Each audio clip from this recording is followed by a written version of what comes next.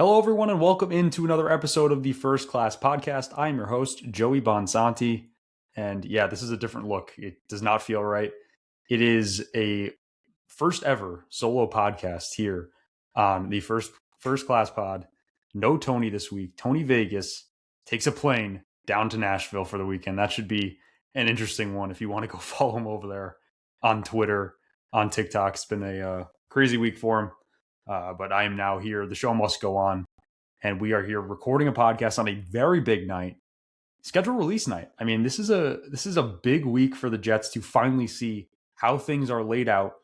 I think looking back on it last year when we did this on the podcast, back when we were Vultures Row, there was a lot of optimism from the Tony and Pat side of things. I think they had him, I can't remember what Tony had him at. I believe 7 wins. I had them at 6 wins. The over-under total last year was 5.5. This year, it is set at 5.5 from the Vegas standpoint. So very interested to see how it all lays out this year, and looking at the opponent. We've known the opponents for quite some time now, but seeing it laid out in the schedule is a completely different ballgame. So it's going to be fun to do this solo today, kind of go through. Next week, we will definitely go through the schedule together and probably break down some more stuff. But this is my, as of May, whatever today is, 14th, going through the schedule and seeing how I think it's going to be laid. I definitely want to say a couple things here off the top. You know, this is always a really weird time of the year to do this because it's May. We just had the draft, just had free agency. There's a lot of excitement in the air. Everyone's 0-0. We haven't even hit training camp yet. So I think a lot of times when you log on to Twitter or you log online and you see some of these record predictions, they're always a little inflated. And, I've already been on Twitter and I've seen 7 to 10 wins thrown around, or, obviously some of the tweets being a joke, some of the tweets being completely serious.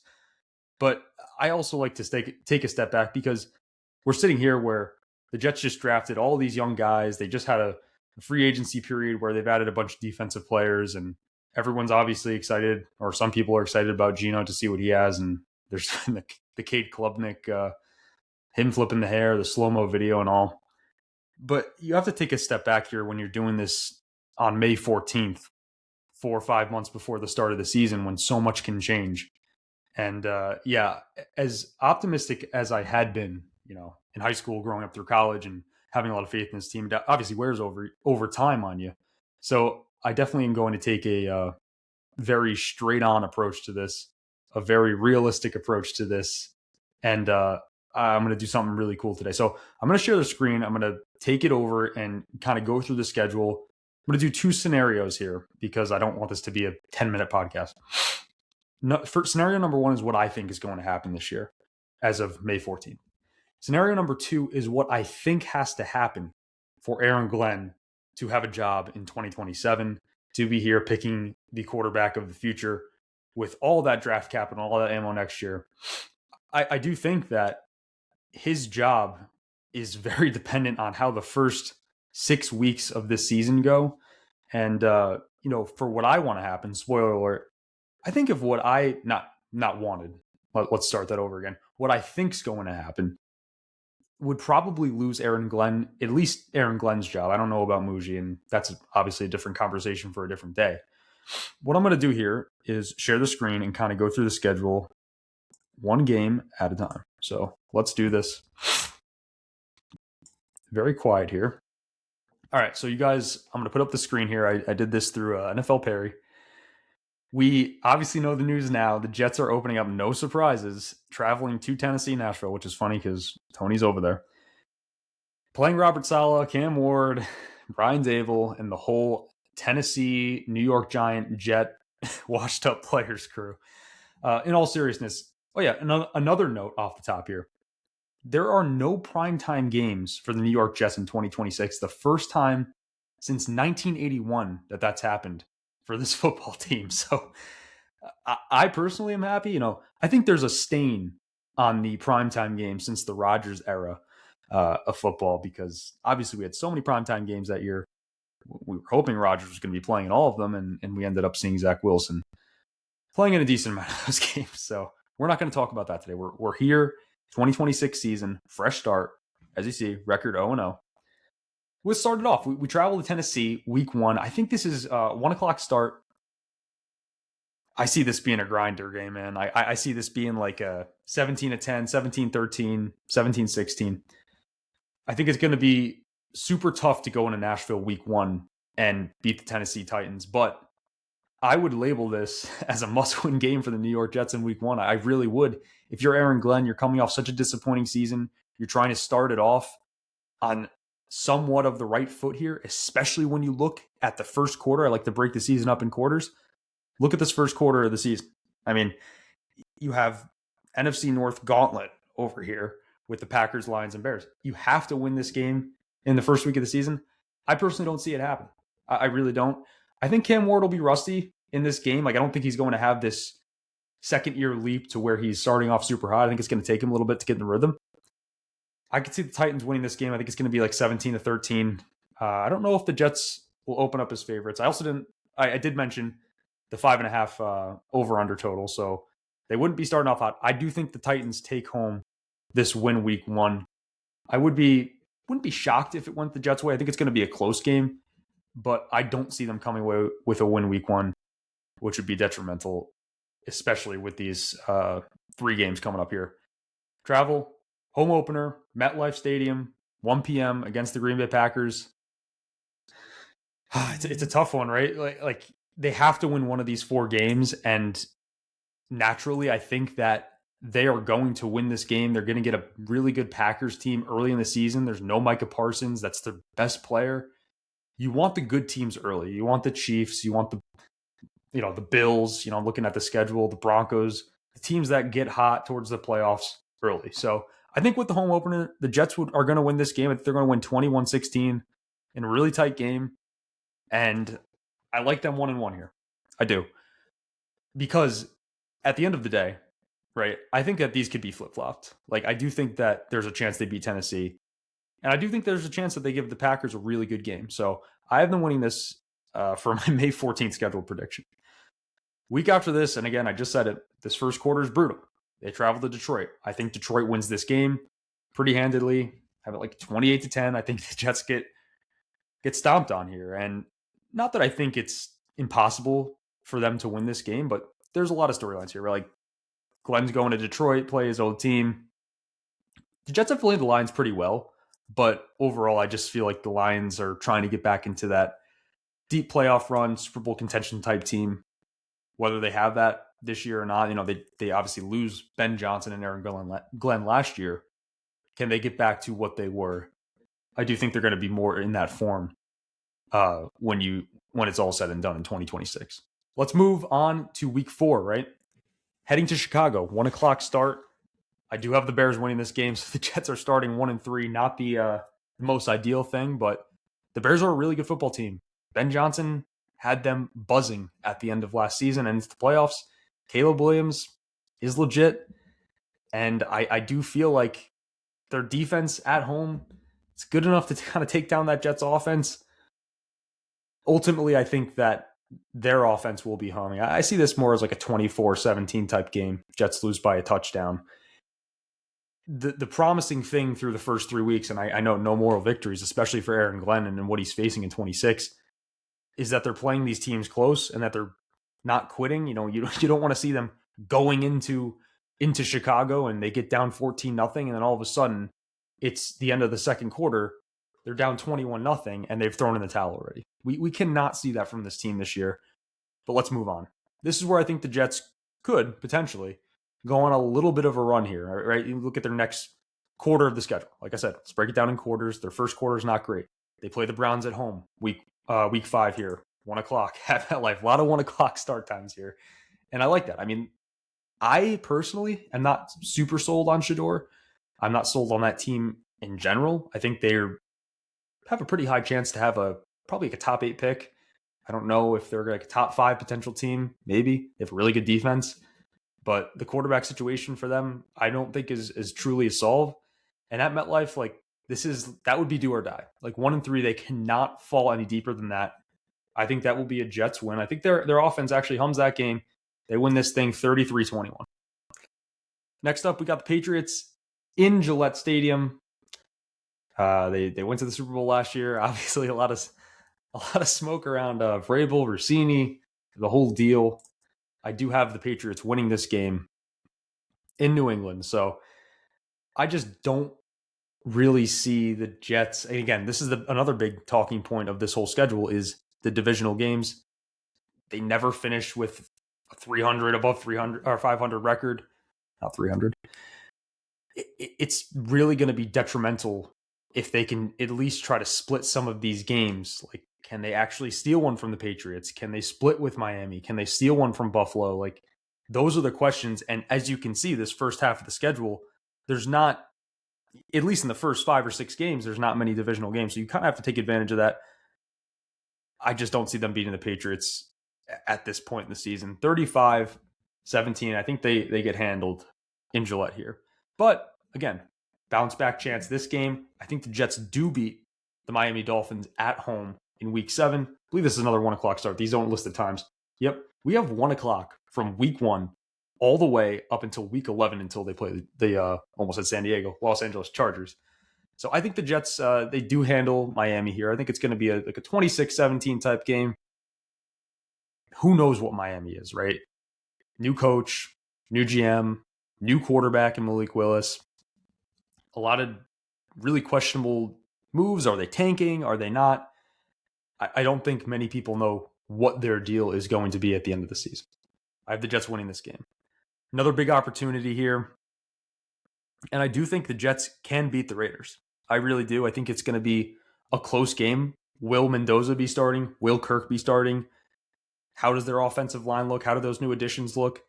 It's a big game. If they are sitting 3-4 here, I think they are taking this one home, and they're going to need it because they have a tough stretch coming up here with the Chiefs, Bills, and Chargers, and then obviously you got to go. It's never easy in Miami at any time of the year. So I think the Jets beat the Raiders here. It's a Geno revenge game. I'm sure he's going to be a little pumped up to play his team, in which he was in a not favorable situation. So I think they pull off. They could, again, splitting this by quarters, losing one of their first 3 and then winning their 3 of their next 4, start to build a little bit of momentum. But obviously, week 9, I was talking about this earlier, you want the good teams early. Chiefs in week 9, we obviously know the Patrick Mahomes ACL tear. They're not beating the Chiefs in Kansas City. I'm not saying it's a 0% chance, but I just do not see it happening. I think maybe they keep it somewhat close, but they ultimately lose this game 24-13. So they're sitting at a record of 4-5. We got Buffalo coming to town. Buffalo, obviously, as we know, is a juggernaut in the division, juggernaut in the conference. They've been the talk of the town to go to the Super Bowl for many moons, but it hasn't happened. Could this be the year? We don't know. I still have us losing to Buffalo at home here. I have been to probably way too many Bills games in my lifetime. At this point, I'm almost sick and tired of going to Bills games. I'm probably done doing that. So I do have them losing to the Buffalo Bills 28-10. Again, I see a lot of offensive struggles here, and this is something we can get into. And it's funny. I would love to see what Tony's predictions would be through the first 10 games of the season. I feel like we may have similar. He may be a little bit more optimistic than me, but I just see the offense struggling at times. And again, the scores are fluid, right? We're probably going to come back to these scores as the weeks come on in the regular season. But with that being said, the Jets go on this nice little home stretch here, and then they travel to the West Coast for their first 4 or 5 game of the season, where they play the LA Chargers, who have a pretty explosive offense, a great coach in Harbaugh. And I just don't see them going to the West Coast. They never play well on the West Coast. You saw what happened even when they played a bad Arizona team. They can never really go out to the West Coast, whether it be Seattle, Arizona, at least in the past 10 years, and play well.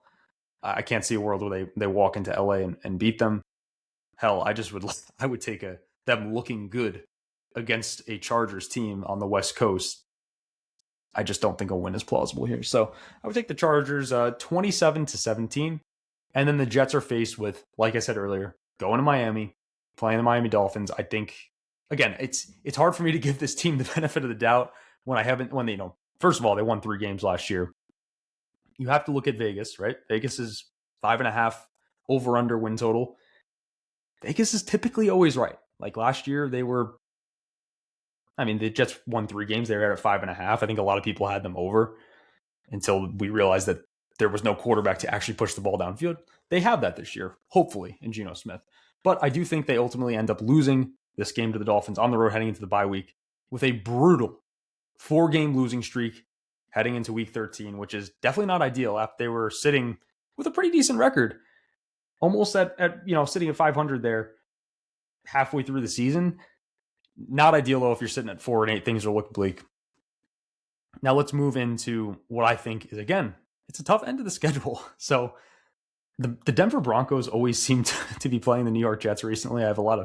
We all have a lot of PTSD from playing the Broncos. We have all types of injuries. AVT's injured. You got Breece Hall tearing his ACL. A lot of bad vibes, usually in Denver. The Jets are at home. And this team, again, last year probably should have gone to the Super Bowl had Bo Nix not been hurt. It was pretty apparent once the Patriots got there and got their doors blown off. I am taking the Broncos to win this game pretty handedly. 28-20, late touchdown in the end from Geno Smith to Kenyon Sadiq. I'll maybe come back here and clip that off if that's right. Just a dart throw.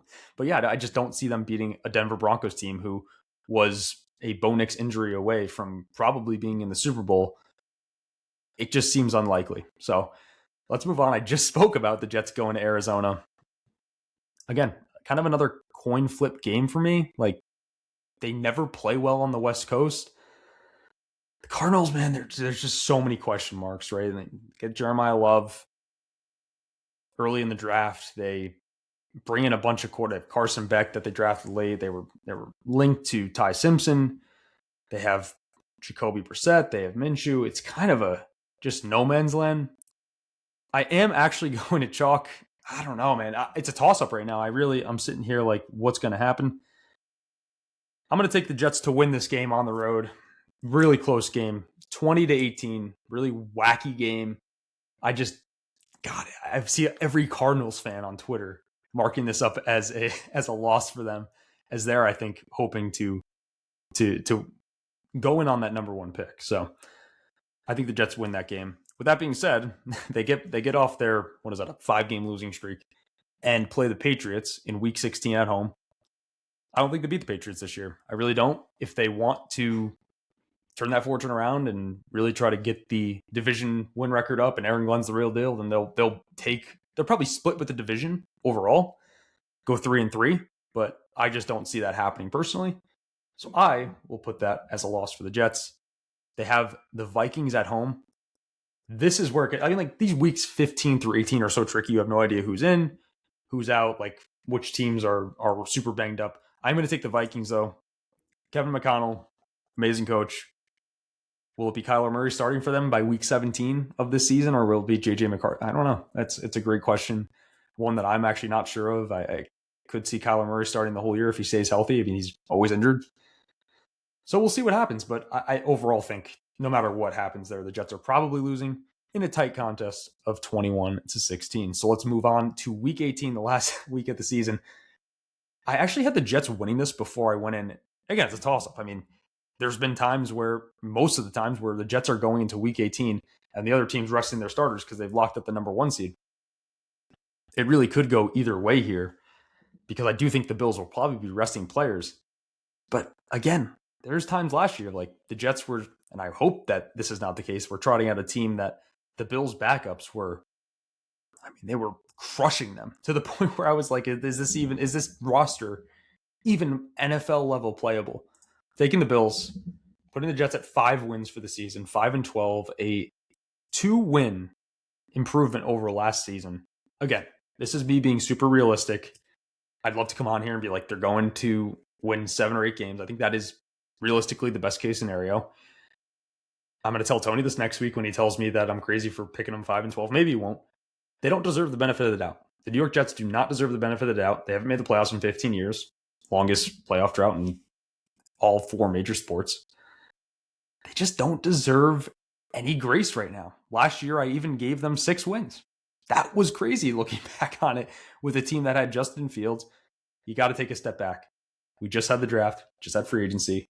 A lot of these guys, a lot of people picking these games are excited for the upcoming season. So I think this is where I have them right now is 5-12 in May. We'll see how the rest of the season comes out, or how the rest of the offseason progresses. I have to get some water there.